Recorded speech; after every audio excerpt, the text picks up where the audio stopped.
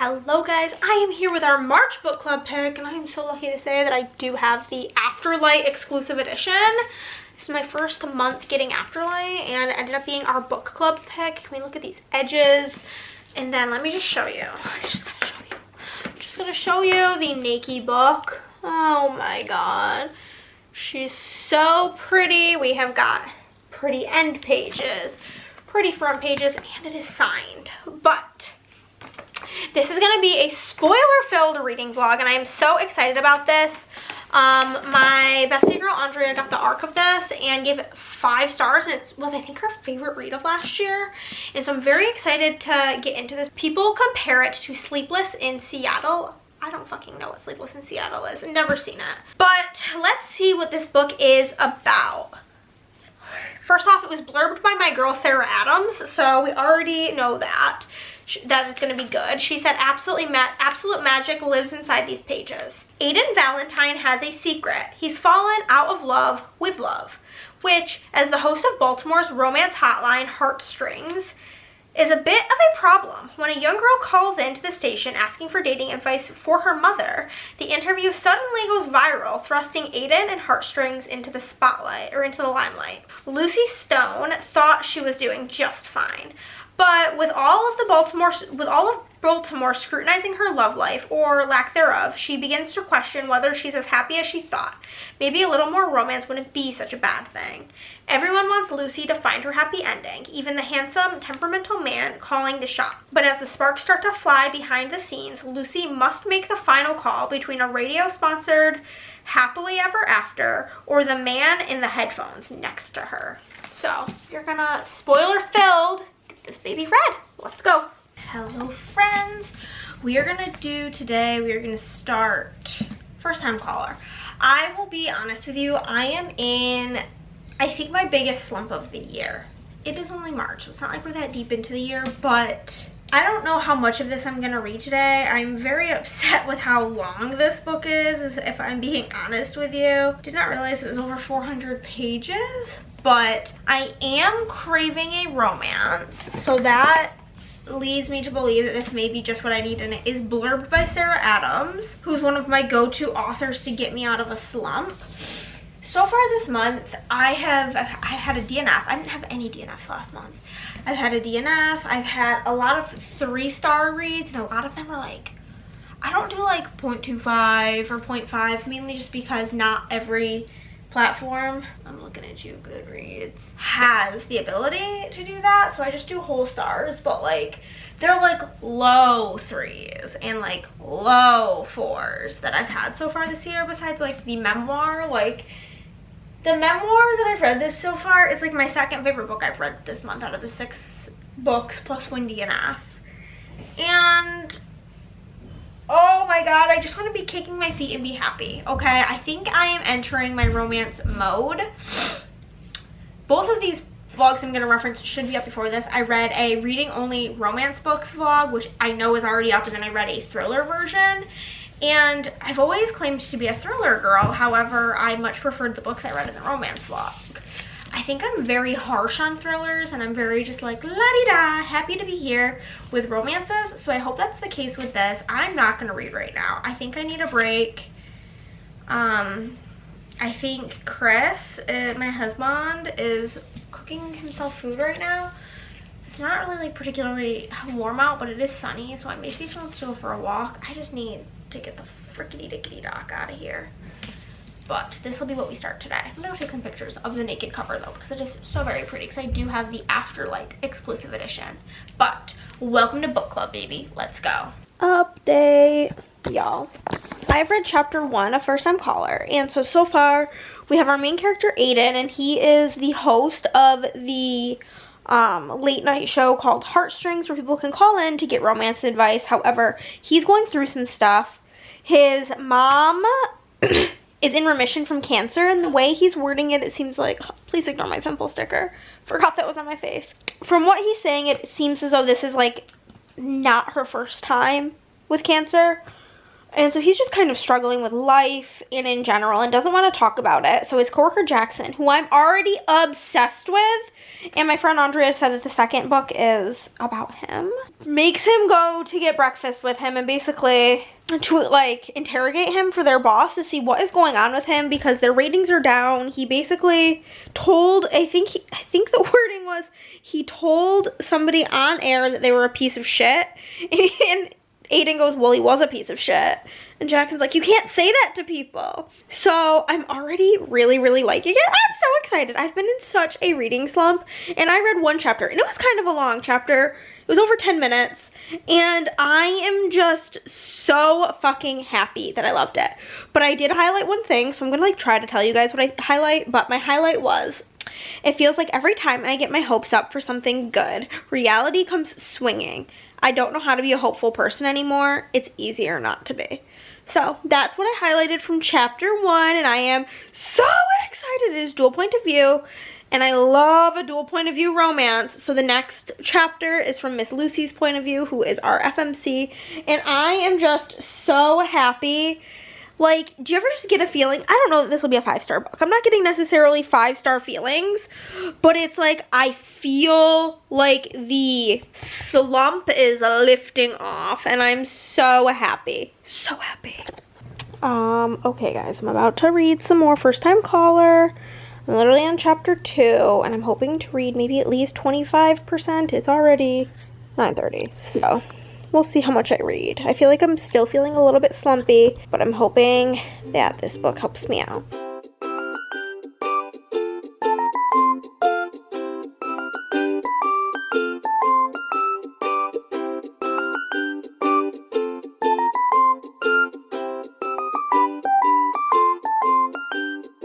We are about 30% into this book. I don't know what has been wrong with me this week. I'm enjoying this book. I am. I don't remember what I've told you guys about it so far. So, ew, there's a gigantic bug on the outside of the window. But basically, I have not had it in me to read this week. I feel like I'm reading like one chapter and then I'm like, I just want to do nothing. I just want to do nothing. And it's unfortunate because I am really liking this book. So far we've got Lily, we've got Lucy, and we've got Aiden. And Aiden runs a talk show called Heartstrings where people can call in and get relationship advice.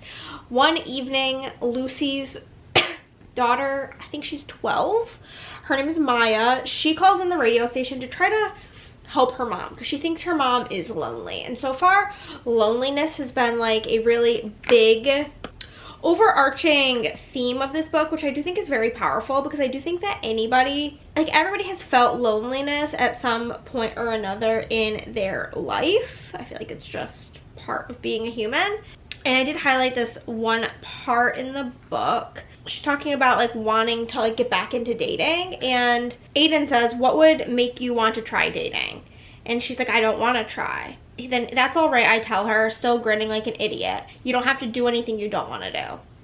And then Lucy says, no, that's not what I mean. I don't want to try. All I do is try. All day long I'm trying and I'm so tired. Why can't this be the one thing I don't have to try at? Why can't it be a thing that just happens? I don't want to think about it. I don't want to think about what I should say or how I should act or have talking points in a notes app on my phone for a dinner date at a restaurant that I don't really like. I want to feel something when I connect with someone. I want sparks, the good kind, you know. I want to laugh and I want to mean it. I want those goosebumps. I want to wonder what my date is thinking about and hope it might be me. I want the magic. I thought that was really Cutie Pie Honey Bunch, so I loved that portion. Another one I really liked was when the whole world tells you that you're silly for wanting the things you want, you start to believe them. You start to think you're not worth it. That if things you are wanting, that the things you're waiting for do, that if the things you are waiting for do exist, they're not for someone like you. Which I thought was also very sad. Then there was another, like one of the little caller, like in between the chapters, there's like a little excerpt from like the transcript from the show. So basically, Lucy talks about her loneliness on the show, and then she decides, well, she doesn't decide, she gets approached by the show to come on a couple of nights a week and join the show, and they're gonna help her find love. And so she agrees to do that, and now she's like on the show, and some of these conversations that they have on the show, you get to read that in these transcripts. But this says, basically she's calling to say something to Lucy if she's listening. I've been with my husband for 65 years. Every day is not a fairy tale. We've worked hard for our relationship, to build it, to maintain it. I've become so many versions of myself, and so has he, but we found a way to fall in love with each other over and over again. But there is magic too. In between the hard work, there are perfect moments where everything lines up exactly right. What else is that if not the universe telling me that I'm exactly where I'm supposed to be? I'm right next to him holding his hand. I want to tell Lucy that she's right to believe in it, her magic, and I hope she finds what she's looking for. Oh my god, it makes me literally want to cry reading it again. There's only 2 other ones that I've highlighted. This is also a caller talking about Lucy, and she says, she's made me, and basically a lot of callers are calling in talking about like how they really resonate with the fact that Lucy feels lonely, and it's something that they haven't been able to admit, because I feel like I agree that like in society, like it's almost embarrassing to like admit that you feel lonely, and so it's really touched a lot of people. But this one says, she made me brave enough to want that. I hope she knows, Lucy, I hope she knows how much it means to me wherever she is. Thank you for waking me up. Thank you for giving me the hope that there's something better out there for me. It really means the world. And then Lucy has like a pretty good relationship with her ex / Maya's dad. He is they haven't specified if he's gay or bisexual, but basically they have a very, very, very good relationship, and it's very sweet to watch them, all 3 of them, like her ex, his husband, I forget their names honestly, and Lucy all work together to raise Maya. But basically her ex is really upset that she didn't tell him how she was feeling so lonely. She's like, well, what was I supposed to tell you? Are you mad that I've like told a stranger how I'm feeling? And he said, no, I'm mad you had a big hurt in your heart and I didn't notice. That makes me want to cry. But I am really, really enjoying it, and I'm excited to see where this goes. Lucy's working at the station. Obviously her and Aiden are gonna fall in love. I mean, that's just kind of like duh, but I'm loving it so far. We did it, friends. We finished First Time Caller, and I think my faith in reading may be restored, and my slump feels like it's coming to an end. I checked in with you guys about 30%, and then I swiftly just finished the book. So that happened, but from where we were, basically Lucy keeps going on pretty horrible dates. She gets stood up. People are making a joke of her. This one guy literally was put up to texting her to go on this date, basically as like a prank by his friends, and he was super fucking mean. Hated him. She goes on like a handful of dates. They say, Lucy, you can't even pick your dates. So her ex-husband picks it, or her, not ex-husband, her baby daddy picks a date. The MMC Aiden picks a date. Like, nothing is going right. All of these dates are horrible, and we slowly start seeing Aiden falling in love with her. But Aiden has really complicated relationships with love. You find out that his mom first got diagnosed with cancer when he was 8, and it really scarred how he felt about love, because he could see how much it affected his dad. He could hear his dad crying in the night, and he basically came to the conclusion that he didn't ever want to be in love because he never wanted to be that sad. So he's kind of closed himself off from love, even the love of his parents and loving his parents, because he always thought that, you know, after his mom gets diagnosed with cancer a 2nd time and a 3rd time, that like, you know what, maybe if I love her less, it'll hurt less when she leaves, which is actually heartbreaking. And through the story, you see him grow and learn. They talk about how he used to go to therapy, now he needs to get back in therapy, which is amazing, absolutely amazing. And Lucy is used to everybody telling her what she wants, and she's eventually like, I'm done like pretending. I want you, and I know you want me, and whenever you decide to get your head out of your ass, I'll be listening. But she proceeds to not listen. She doesn't want to listen to heartstrings. She doesn't want to hear Aiden's voice because she is sad and she misses him and she hates this. And then his car breaks down in her shop. She's a mechanic, fixes it. And she brings the car back to the shop, and he has this whole little list in his car of all of the things that she loves. Also, this is a scene in the book where he remembers that pineapple is her favorite pizza, and that she's always wanted to just have a picnic on a living room floor with a blanket fort, and he sets that all up for her, and it's just so romantic and so cute. The fact that he keeps a list of the fact that she likes daisies not roses, fountain soda instead of can or bottle, that she likes chocolate mints like the Andes mints, and just like a list of things that she's told him and she hasn't told him. Things that she told him that first night on that first phone call make its way all the way to the end of the book. And there was one line towards the end that was like, so basically, she goes to bring his car to the station after it's fixed, and it's all a ruse by everybody. Everybody's in on it. Her daughter, her baby daddy, his husband, Aiden, obviously, Aiden's best friend, Jackson, the lady Maggie who works at the station. They're all in on it just to get Lucy there. And she's like, oh my God, Lucy, Aiden's not here. There's a bird in his gutter. I need you to like be on the show. And she's like, I'm not a part of this show anymore, because once she decides she doesn't want to do this whole dating thing anymore, she leaves the show. And Maggie's like, please, please. Jackson, who does weather and traffic, has been talking about tornadoes and volcanoes for the last 15 minutes. We don't have volcanoes in Maryland. Please help. And she's like, fine. And Jackson's like, thank you so much. Let's like pick up the line. And so she answers the phone, and it's her daughter. And she's like, what do you want? She's like, Mom, I just like want to tell you I love you. And she's like, I love you too. Is everything okay?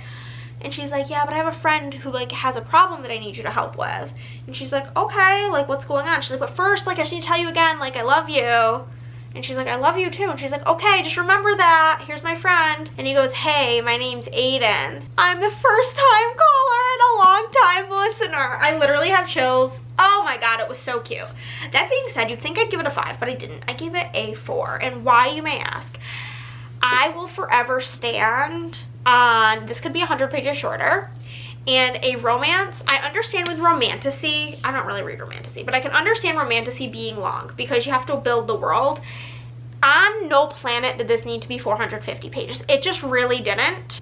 350 max for a romance. I feel like anything more than that, I'm like, there are parts that are a little bit boring, which I did feel that way with this book. There were some parts where I was like, I don't know about that.